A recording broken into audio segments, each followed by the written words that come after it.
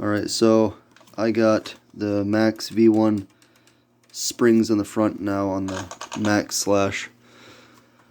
And there's a Maxx V2 there. I got the Maxx V1 springs on the front. I'm going to put them on the rear too. Outermost hole, just to make it a little bit harder for the springs to compress just by a little bit. But I'll get my finger out of there. But before, they were like jiggling like crazy. I think I can actually give an example of it on the rear. My spring retainer was like about right there, or maybe a little higher, right there. Look at that. And that's what the front was doing too. So I got the Maxx V1 spring for rear and front. This is the front 8966, and then this is the rear 8967. So I'm going to change those out, but you can see the ride height. Oh, stupid light glare. But you can see the ride height. It's pretty much the same. Yeah, there we go. I blocked the light out with my hand. But pretty good. And if you pick it up, you can see the sag that it has. So that's pretty good. I don't even think I have to bring those collars down. I like how that feels. So I'm going to do the rear now. We'll see what it all looks like. Oh, and along with doing the rear, I'm taking these off too, because I don't want it like jacked way up in the air like this. I don't need a lift kit for the rear. Alright, before I put them on, so that's the stock rear on the Maxx slash. That's a stock rear for a Maxx V1. The gauge wire is thicker on the Maxx slash, you can see. And then it's got more of a satin finish rather than being glossy. But I did remove these as well, the little spacers, because I don't want the rear end all jacked up. Alright, so that's the rear end now.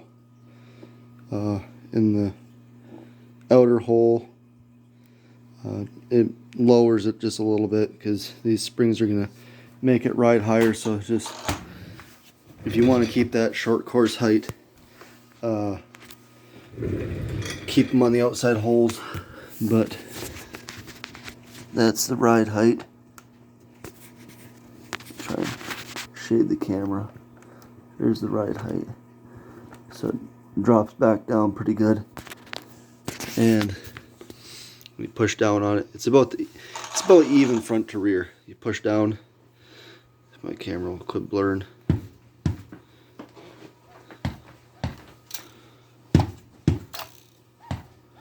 So it's about even. I'm probably going to leave it like that and run it.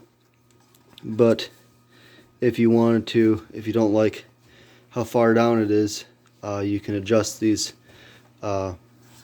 spring collars down and give you a little bit more firmness in the rear. I might end up doing that, but I want to run it just the way it is, like this.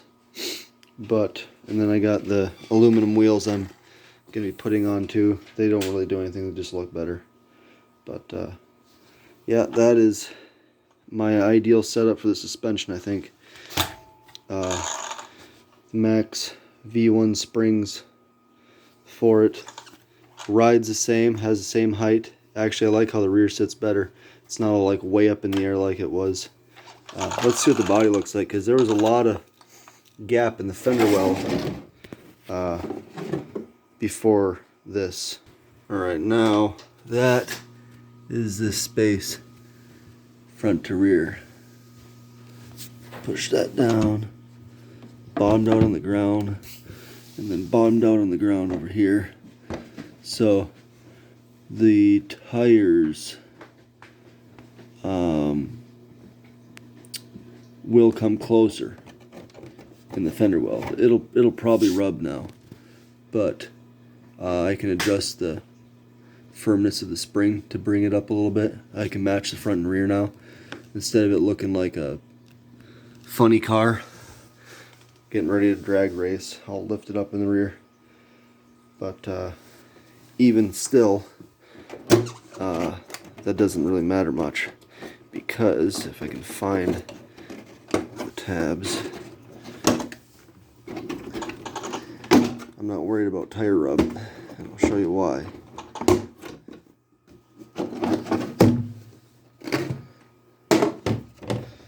Because I put aluminum tape in there, so I don't gotta worry about it rubbing the paint off. But so that is what you want. Front, rear, and get rid of those leveling blocks, I guess, in the rear. I know why they put them in there. It's because the power, when it squats back, you'd have a lot of rubbing in the fender wells, but that's all right. I'll just adjust those shock collars down, but I feel like that's gonna be better than those weaker short springs